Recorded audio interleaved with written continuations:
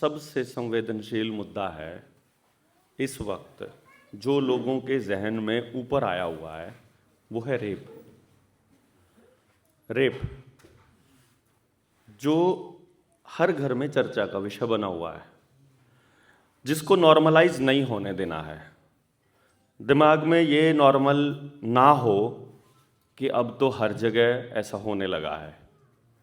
कुछ पुलिस वालों की वीडियो देखी, वो पुलिस वाले ये कह रहे हैं कि अपनी बच्चियों को गुड टच और बैड टच समझाओ। वो ये कह रहे हैं कि बच्चियों को अपने रिश्तेदारों के पास मत छोड़ो। वो कह रहे हैं अकेला मत छोड़ो। मतलब ठीक है, तुमने कह दिया अकेला मत छोड़ो और रिश्तेदारों के पास मत छोड़ो, इससे समाज तो टूट जाएगा, इससे लोग तो एक दूसरे के ऊपर यकीन करना बंद कर देंगे। उनका क्या करोगे जो बीच रास्ते से लड़कियों को उठा लेते हैं? उनका क्या करोगे जो गरीबों की बच्चियों को बेच आते हैं? उनका क्या करोगे जो कंटेनरों में भरकर एप्स्टीन फाइल वालों के पास भेजा जाता है? उनका क्या करोगे कि लाखों लड़कियां हर साल लापता होती है, जिनका पता ही नहीं चलता? और ना सिर्फ लड़कियां, लड़के भी, क्योंकि जो पैसे वाले लोग हैं वो लड़कों के शौकीन होते हैं, लड़कियों के नहीं होते। इस लेवल पर जो मानसिक विकृति है, इसका कारण पूरे समाज को समझना पड़ेगा। और इसके कारण में कहीं ना कहीं मुझे मतलब एक चीज़ समझ में आती है कि जो ये लोगों ने जो पूरा हार्मोनल बैलेंस खराब किया है ना, हार्मोन्स को डिस्टर्ब किया है, ये इसका एक बहुत बड़ा कारण है। क्या कारण है मैं आपको बताता हूं। यदि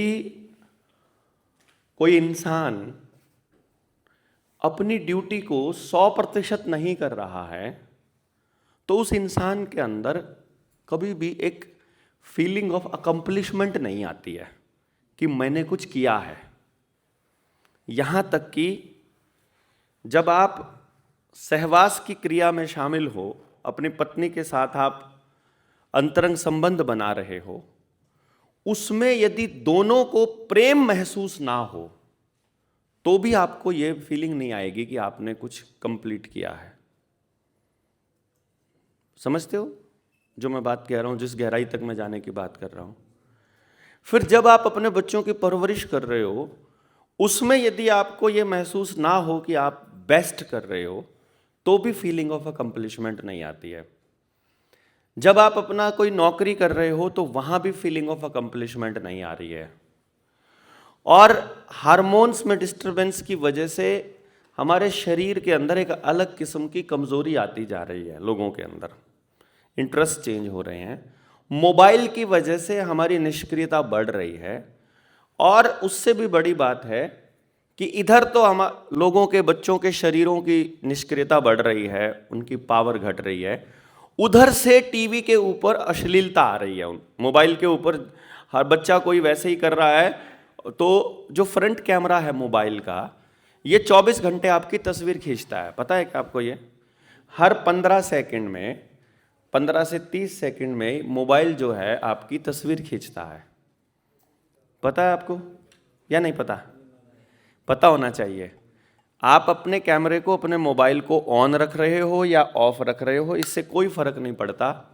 आपका फ़ोन 24 घंटे तस्वीरें खींच रहा है। जैसे अब ये फ़ोन से वीडियो बना रहे हो आप, जो वीडियो बन रही है, ये कैमरा सामने तो वीडियो बना ही रहा है, उधर वाले कैमरे से वो हर 30 सेकंड में फ़ोटो खींच रहा है कि सामने कौन बैठा है, उधर कौन है।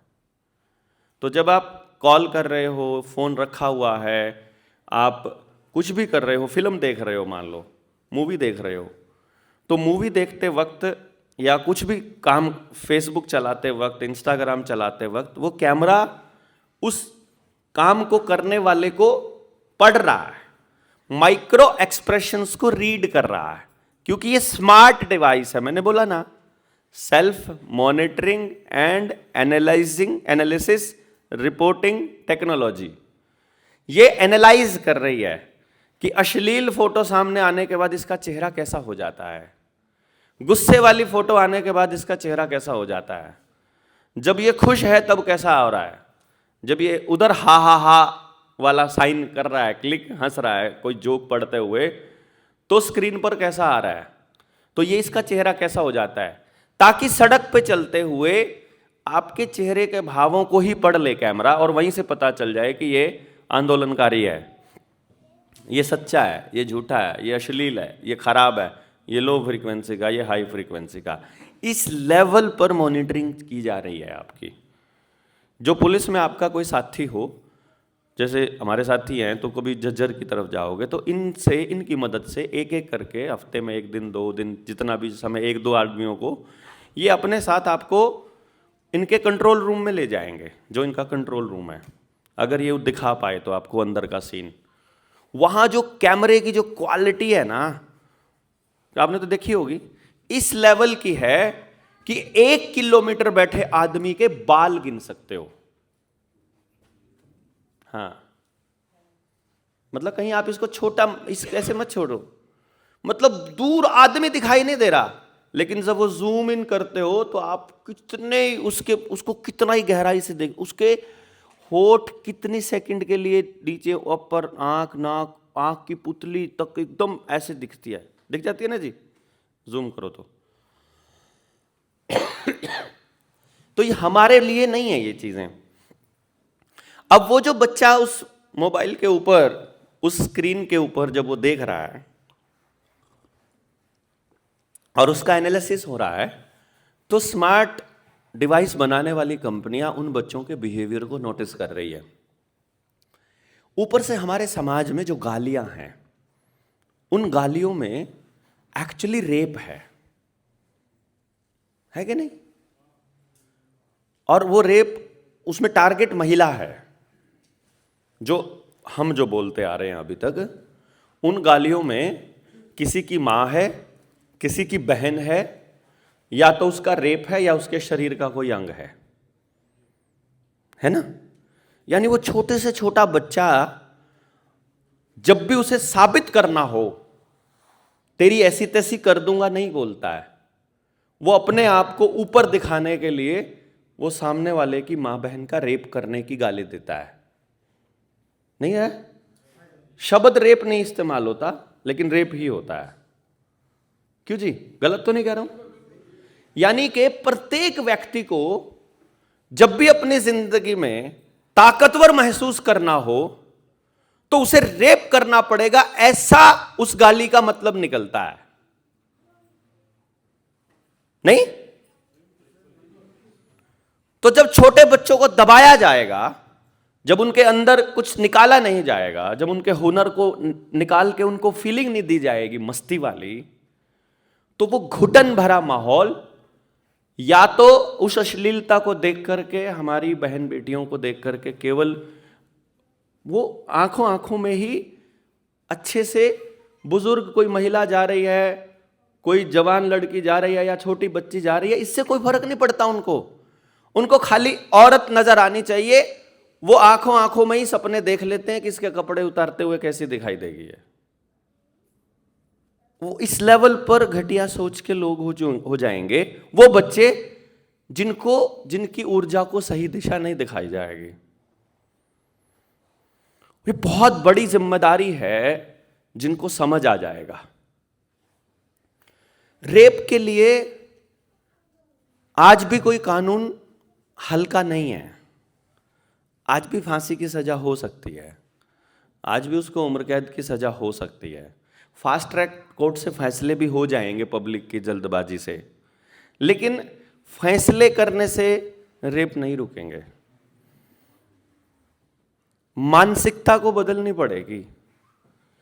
लड़की को कोई आदमी अपनी बच्ची को क्यों समझाए कि बेटी लड़कों से बचकर रहना है? लड़कों को क्यों ना समझाए कि बच्चे तुम्हें ऐसा बनना है कि लड़कियां तुमसे डरे ना? ये परवरिश तो लड़कों की भी बराबर होनी चाहिए ना भाई। कोई बच्चा किसी लड़की के बारे में देख करके क्या सोच रहा है, ये बात यदि उसके माँ बाप को नहीं पता है तो फेलियर है उसकी पेरेंटिंग। और यदि वो सोच रहा है तो फिर तो पूरे, और अगर इस तरह की घटनाएं बहुतायत में हो रही हैं और हर जगह हो रही हैं, फिर समाज के तौर पे हम फेलियर हैं। फिर हम मतलब एज ए सोसाइटी हम फेलियर माने जाएंगे। और इसको आप तब तक, जब तक इसे एड्रेस नहीं करोगे, खुलकर इस पर बोलोगे नहीं, क्योंकि ज्ञान देने से नहीं समझ में आता है। यहां मैं स्टेज से भाषण दे रहा हूं, इससे नहीं समझ आएगा,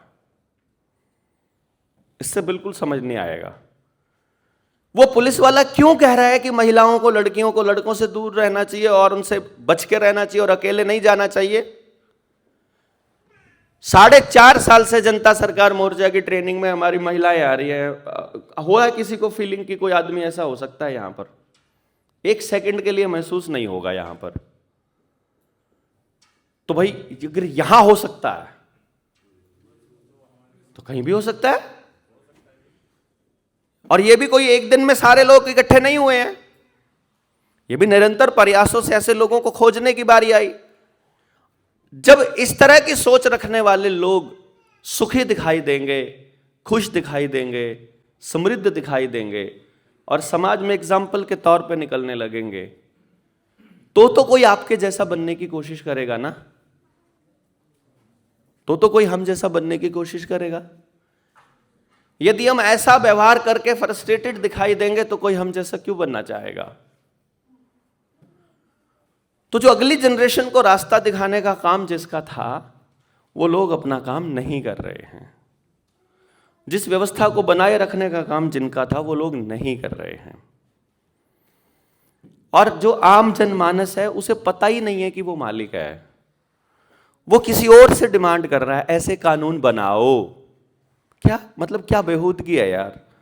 सड़क पर उतरकर आप, यार जब नरेंद्र मोदी का नाम एप्स्टीन फाइल में आया हुआ है यार, उससे आप कैसे उम्मीद करते हो कि वो ऐसा कानून बना देगा? जो आदमी ऐसे लोगों, घिनौने गिरोह में शामिल होंगे, जिनकी सत्ता में ही होने की गारंटी ये है कि वो इंसान का मांस खाने वाला होना चाहिए, लड़कों का बलात्कार करने वाला होना चाहिए, लड़कियों का खून पीने वाला, लड़कियों का बलात्कार करने वाला आदमी होना चाहिए, तो ही आप सत्ता में जाओगे। जब ऊपरी क्राइटेरिया ही वो बना दिए हैं, तो आप किसी शेर से बैठ करके 4 मेमने, मतलब 4 शेर और 1 मेमना वोटिंग कर रहा है कि वेजिटेरियन होना चाहिए कि नॉन वेजिटेरियन। ताकतवर तो उनके पास है ना, हम तो अकेले अकेले हैं। देखो, 1 मेमना मैंने इसलिए बोला क्योंकि हम एक ही हैं। आप लोग यहां आकर के इकट्ठे हुए हो, वहां जहां आप रहते हो वहां तो कल्ले ही हो। मेमने जैसी औकात है हमारी असलियत में। तो आप भैया नॉन वेज ही बनेगा फिर, और आपको कटना तय है। फिर वहां जो जितने मोर्चे वाले हैं ना, सबसे पहले ये मेमने ही कटेंगे। या तो अपना संख्या बल इतना बढ़ा लो कि वोटिंग में वेजिटेरियन फर्स्ट आए और शेर भूखा मरे, अदरवाइज आपके पास ऑप्शन नहीं है। हम अपनी भी ऐसी तैसी कराएंगे, अपने साथियों की भी कराएंगे, और कल को इल्जाम आएगा कि उस आदमी ने तुम लोगों का दिमाग खराब कर दिया, तुम्हारा ब्रेन वॉश कर दिया। मतलब हम लोग कह रहे हैं कि यार हमारी सबकी बेटियां सुरक्षित होनी चाहिए, और हम लोग उस पर कर कुछ नहीं रहे हैं। और जो लोग सत्ता में हैं, जो इस पर कानून बनाने वाले लोग हैं, वो भी अपनी अपनी बेटियों को सुरक्षित करके बैठे हैं कि दुनिया बहुत खराब है। बच उनकी भी नहीं रही है, बच उनकी भी नहीं रही है।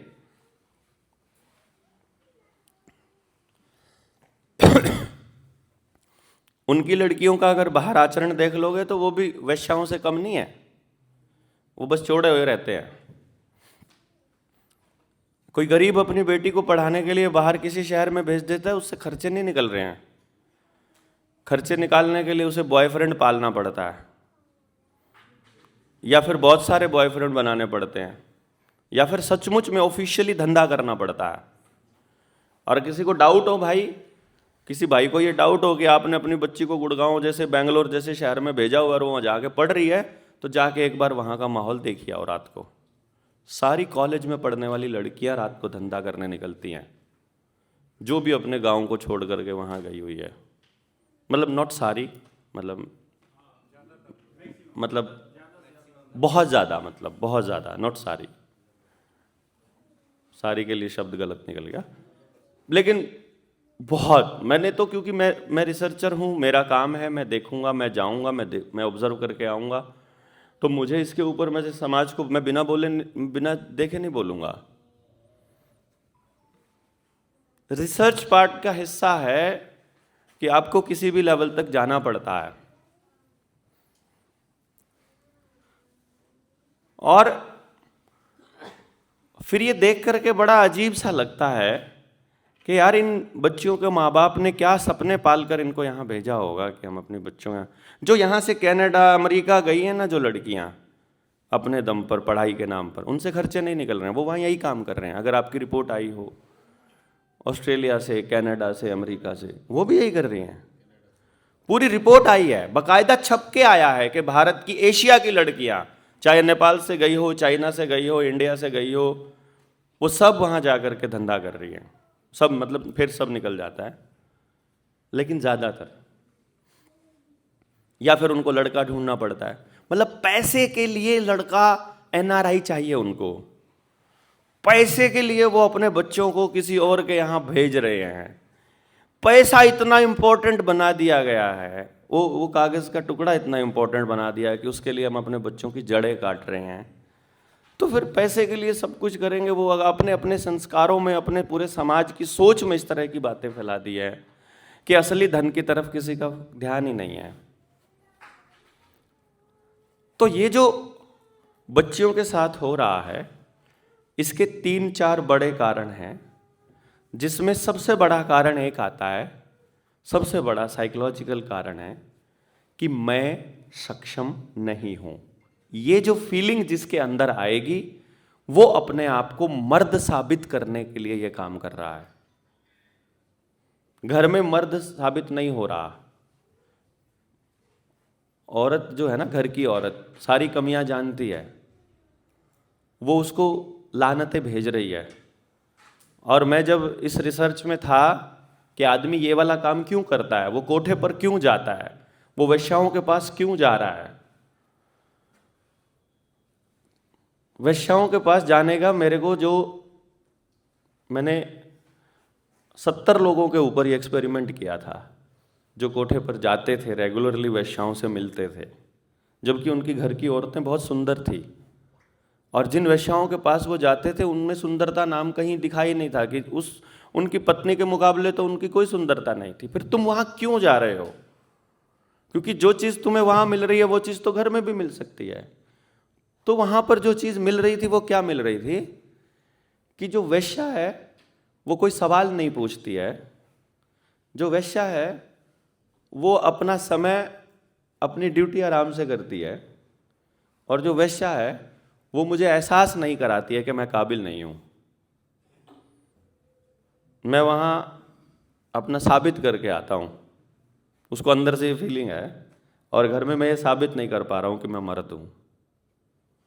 मैं अपने घर के लिए, क्योंकि उसकी किसी की पत्नी नौकरी पे लगी हुई है इसलिए, किसी की पत्नी के पास समय नहीं है इसलिए, कोई देर रात को घर पहुंच रहा है तो जाते ही पहले झगड़ा हो जाता है इसलिए, क्योंकि वहाँ पे इन्वेस्टिगेशन ज़्यादा चल रही है इसलिए, क्योंकि घर के अंदर दूसरी तरह के झगड़े हैं, किसी के मकान के हैं, किसी के परिवारों के हैं, किसी के ज्वाइंट फैमिली के हैं, किसी के किसी और वजह से हैं, तो वो उनके दाम्पत्य जीवन को वैसा नहीं कर रहे हैं। और सबसे बड़ा कारण इसमें सामने आ रहा है, पति पत्नी के पास एक डबल बेड है, एक कमरा है। जब भी पति पत्नी के पास एक कमरा होगा, आपका दाम्पत्य जीवन कभी भी सुखमय नहीं हो सकता। ये साइकोलॉजी हमारे बड़े बुजुर्गों ने समझ ली थी, इसीलिए वो महिलाओं की विंग अलग और पुरुषों की विंग अलग होती थी हमारे घरों के अंदर। ऐसा नहीं था कि जगह की कमी थी। यार इतना बड़ा बेड़ा है, फिर भी उन्होंने कमरे उतने ही बनाए हैं कि इधर औरतें रहेंगी, इधर आदमी रहेगा। नहीं, बेड़ कोई कमी थोड़ी, आप जाओ राजस्थान में भी मतलब जगह तो बहुत है, कोई दिक्कत ही नहीं, बना लो जब मर्जी बना लो। पति पत्नी के लिए कौन सा एक कमरा बनाना उनके लिए कोई बड़ा काम है? नहीं, उन्होंने साइकोलॉजी को समझा था कि आदमी और औरत जब एक ही कमरे में एक ही बेड पर साथ रहेंगे तो उनके बीच का जो चुंबकीय आकर्षण है, क्योंकि आदमी इलेक्ट्रिक है, औरत मैग्नेटिक है। आदमी ऊर्जा से भरा हुआ है, औरत स्टेबिलिटी है। आदमी अधिकार पूर्ण चलता है, और अगर आदमी पॉजिटिव है तो वो नेगेटिव है, ये नेगेटिव है तो ये पॉजिटिव है। वो एक दूसरे के पूरक है। और जब पास रहेंगे जितने ज़्यादा, जैसे आप लोग साथ रहना चाहते हो एक दूसरे के, क्योंकि आप एक दूसरे से गुण ले लेते हो। जब आप साथ रहते हो तो गुण लेते हो।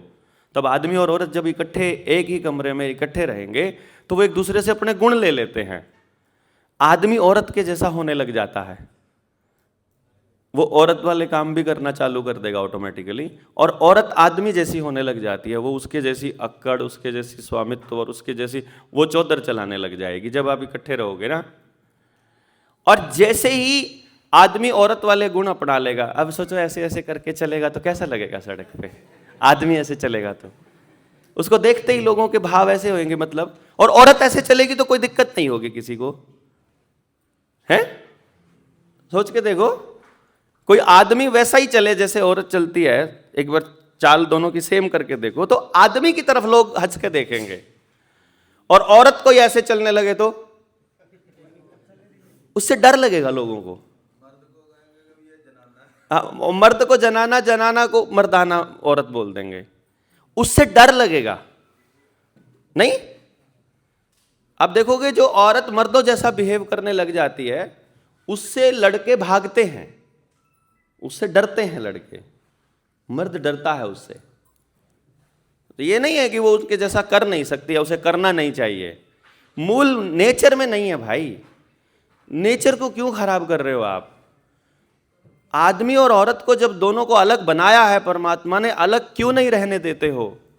आदमी औरत की तरह नहीं सोच सकता और औरत आदमी की तरह नहीं सोच सकती, तो दोनों की बातचीत कभी भी प्रेम पूर्वक रह ही नहीं सकती। दोनों इकट्ठे बैठ के बात करेंगे तो 5 मिनट में लड़ना तय है। उनमें से एक को कॉम्प्रोमाइज करना पड़ेगा कि मेरे को कुछ नहीं पता भाई, ठीक है, मैंने कुछ पता ही नहीं। उन्हें एक ने मानना पड़ेगा कि मैंने कुछ पता ही नहीं, तो चुप रहना पड़ेगा। उसको आप गुलामी कह लो, उसको आप समझदारी कह लो, ठीक है जो यू कह रहा है। तो जो उस टाइम पे चौधर में होगा, जिसकी उस टाइम पे चल रही होगी, वो पावरफुल हो जाएगा। और चूंकि अब ईएमआई सब ने ले रखी है, फोन ईएमआई के सबके पास आते हैं, तो औरत बोलेगी दे क्यों नहीं देते हो? आदमी फिर डाउन होएगा ही होएगा। ठीक है, फोन पे लगे रहोगे रात को भी 10 बजे तक भी, 11 बजे तक भी, औरत बोलेगी फोन न रख नहीं सकते क्या? फिर डाउन जाएगा ही जाएगा कि यार ये गलत काम मैं कर रहा हूं ऑलरेडी, टाइम से घर नहीं पहुंच रहे हो। कई आदमी तो ऐसे होते हैं कि ऊपर जाकर बोलेगी खाम खाई, या घर में अंदर घुसूंगा तो बोलेगी बाहर गाड़ी में खड़े खड़े मोबाइल चला रहा होता है एंटर करने से पहले, कि अंदर जाऊंगा तो कलेश होएगा, है ना?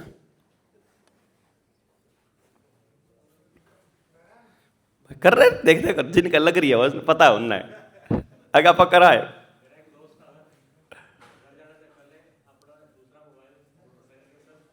छुपा के तब जाते।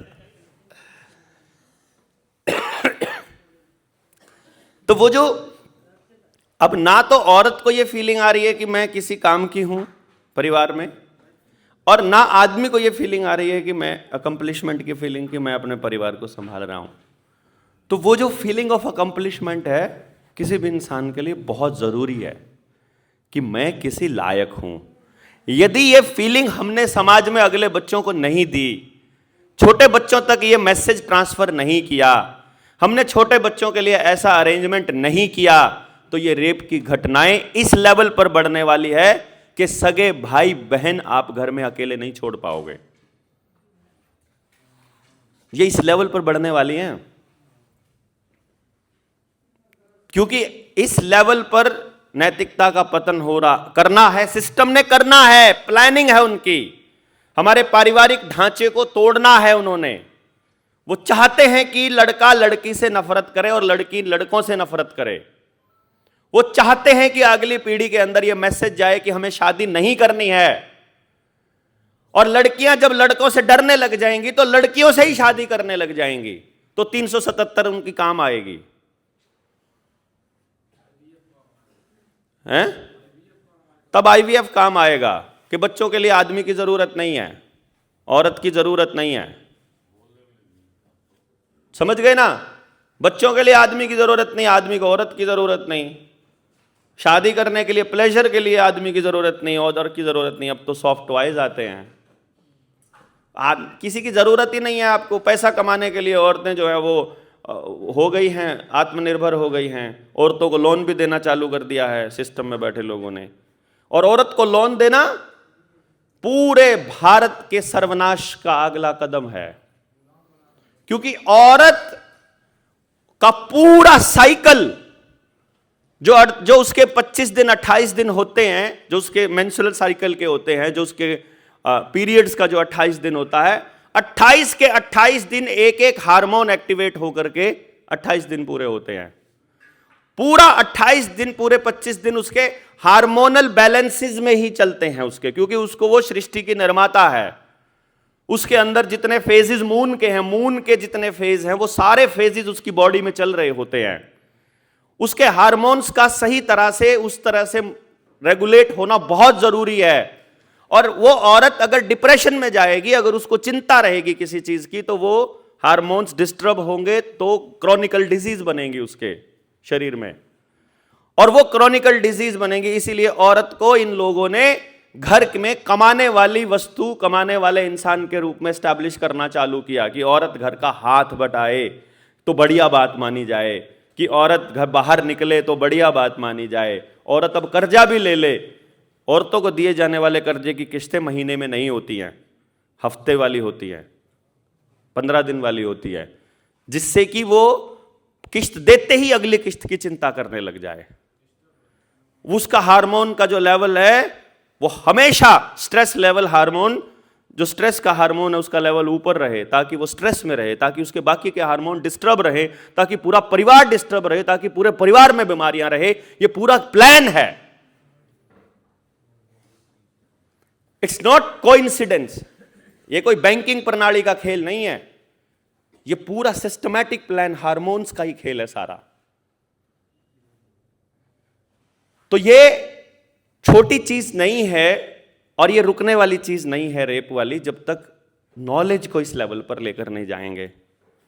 लेकिन समाज में जब आप जाओगे, हर आदमी रेप पर सुनने वाला नहीं है, हर आदमी शिक्षा पर सुनने वाला नहीं है, कोई कर्जे वाला है, कोई खेती वाला है। इसीलिए हम सबको कह रहे हैं कि सारी चीज़ों की बेसिक जानकारी तो आपको होनी चाहिए, कम से कम उस मुद्दे पर बात करने लायक तो हम हों। भाई मैं खेती का एक्सपर्ट नहीं हूं, पर इतना तो बोल ही सकता हूं ना कि क्या क्या खराब हो रखा है, ठीक करने के बेसिक प्रिंसिपल क्या है, मौलिक सिद्धांत हमें पता चल जाए। डीप में जाने लगे भाई, इससे आगे हमारे साथियों ने पता है, उन्हें बुला लेंगे हम, इससे आगे हमारे उसको बुला लेंगे, इतने तक हमको मालूम है, इससे आगे हमारे साथी। आप जिस चीज के एक्सपर्ट हो उसमें आप अपनी रिसर्च चालू कर दो।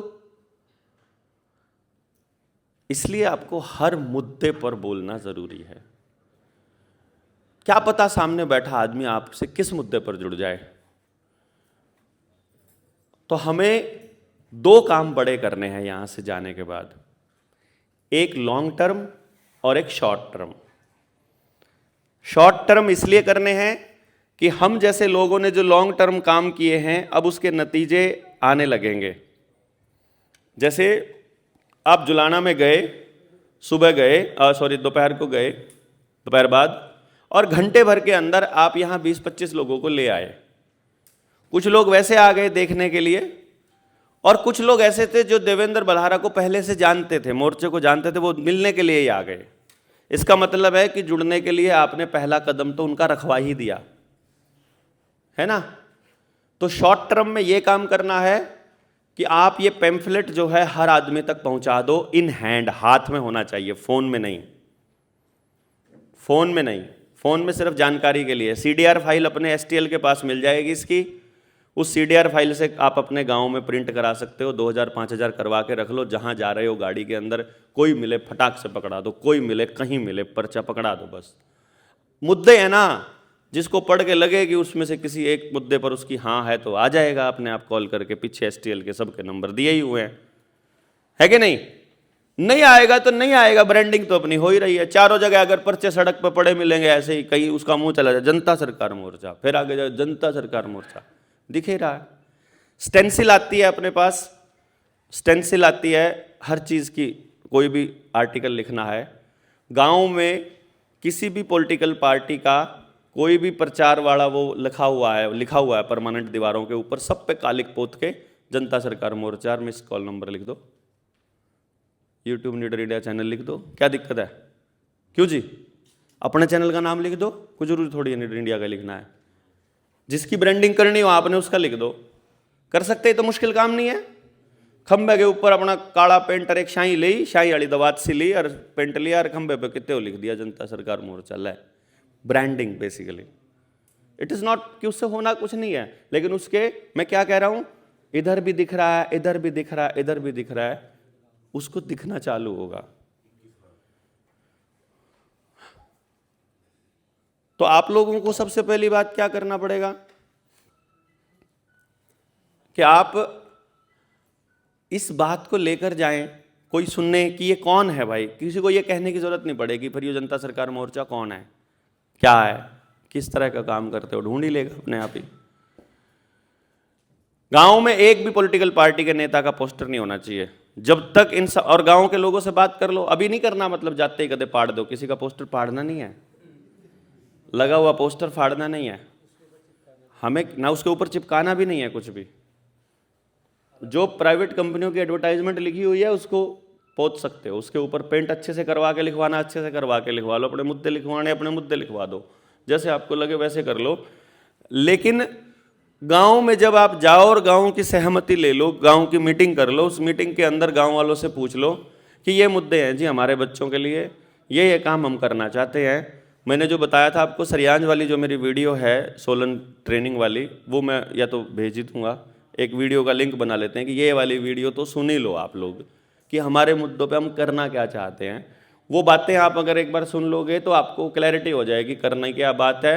और वो जो बात करनी है उस बातचीत के बाद में आप गांव वालों से पूछ लो कि भाई हम अपने गांव की सारी समस्याएं निकाल के लाएंगे घर घर जाकर। यार आप किसी के घर पहली दफा चले जाओ, गांव का आदमी साथ शामिल हो और हम उनसे पूछ रहे हो तुम अपनी समस्या बता सारी सारी, भाई समस्या का समाधान पता नहीं होगा कि नहीं होगा, पर पहले हमें पता तो चल जाए कि पूरे गांव में समस्याएं क्या क्या है कि नहीं जी। उसका सबसे बड़ा फायदा क्या होगा पता है? उसका सबसे बड़ा फायदा यह होगा कि आपको जब शाम को 20 घर करके शाम को घर आओगे तो आराम से सोफे पर बैठ कर नहीं सोचोगे ओ हो कल्ला मेरा नाश को नहीं हो रहा, सबका हो रहा। या एक तो यह शांति हो जाएगी, फिर आपको यकीन दूसरे नंबर पे अगले स्टेप पे करना पड़ेगा। फिर अगले स्टेप पे जब न्यू कह दोगे सबका हो रहा, फिर आंख खुलेगी करना भी सबका ही पड़ेगा। अपना अपना समाधान नहीं करना, सबका ही करना है। और जब सबका करना है तो सबको शामिल कर लेंगे। कई बार ऐसा होता है मेरी समस्या का समाधान आपके पास है और आपकी समस्या का समाधान उनके पास है और उनका समाधान मेरे पास है, तो हम तीनों मिलकर तीनों की समस्या हल हो जाएंगी अगर जैसे ही हम तीन इकट्ठे बैठेंगे। नहीं, कुछ एक्स्ट्रा कहीं से लाने की जरूरत ही नहीं पड़ेगी है।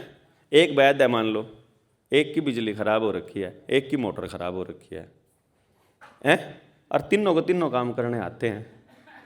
ओ उन्हें दवाई दे दो, उसकी मोटर ठीक कर दो, उसकी बिजली ठीक कर दो, यार चल ठीक, तीनों का काम फ्री, बात खत्म। इसमें कोई इतना बड़ा तीर नहीं मारना, केवल उस कनेक्शन को जोड़ना है आपस में। गांव राम को ये समझना पड़ेगा कि हम ये ड्रेन जो पैसे का हो रहा है, ड्रेनेज जो ऊर्जा का हो रहा है, इसको रोक देंगे खाली, उसी से बहुत बदलाव आने लग जाएगा, वो बहुत बड़ा बदलाव का हिस्सा बन जाएगा।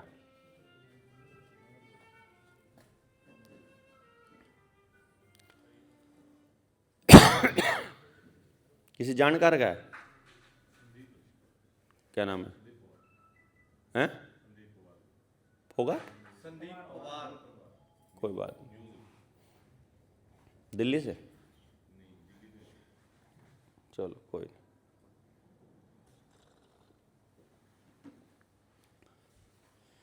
तो अब मैं आपसे सिर्फ यही कह रहा हूं, ज़्यादा डिटेल में हम लोग नहीं जाएंगे, कि समस्या स्टार्ट हुई थी, सिर्फ बात जो करी थी हमने, यदि आपने कल का सेशन अच्छे से सुना हो, ध्यान से सुना हो, तो सभी समस्याओं का समाधान इस लाइन में है कि पहले एक के घर में जाना पड़ेगा, पहले उनकी समस्याएं पूछ लो। आप कोई भी व्यक्ति यदि अपने गांव के हर घर की समस्या मेरे सामने रख देगा, मैं आपको वो मैप बना के दे दूंगा, इसको इससे मिलवा दो, इसको इससे मिलवा दो, इसको इससे मिलवा दो, इसको इससे मिलवा दो। ऐसी सेक्रेट ज्योमेट्री के हिसाब से घर गांव में पैदा होता है इंसान, कि अगर सारे बंदों को ऐसे सर्कल के अंदर लगा दो, सारे बंदों को सर्कल में लगा दो, तो शेप बनती है एक गजब की शेप, जो दिल की शेप है। जाए बिना दूसरा रास्ता नहीं, बात किए बिना दूसरा रास्ता नहीं। जिसके समझ में आ गया उसके ऊपर जिम्मेदारी है भाई। जय आपके समझ में ना आया, ठाटते सो, 3 दिन बढ़िया ऊर्जा मिली है, मौज करो। और जब समझ में आ गया तो बढ़ जानी चाहिए। आप तो यो काम करा बढ़क देने का, क्योंकि आज नहीं तो कल को आपको आपके घर में भी वो समस्या आने वाली है जो आज समाज में है। यदि आज इस पे काम चालू नहीं किया तो, आज कर दिया तो आप बचे रह सकते हैं, नहीं तो नहीं। दूसरी समस्याएं भी खत्म हो सकती हैं जो चल रही है। खत्म करने पे काम करोगे तो ही खत्म होंगी, खत्म करने पे काम नहीं करोगे तो नहीं होंगी। और ये नियम है प्रकृति का। अपनी समस्याओं को खत्म करने के लिए काम करोगे तो उलझते चले जाओगे, दूसरों की समस्याओं का समाधान करने चलोगे, आपकी अपनी समस्याएं अपने आप खत्म हो जाएंगी।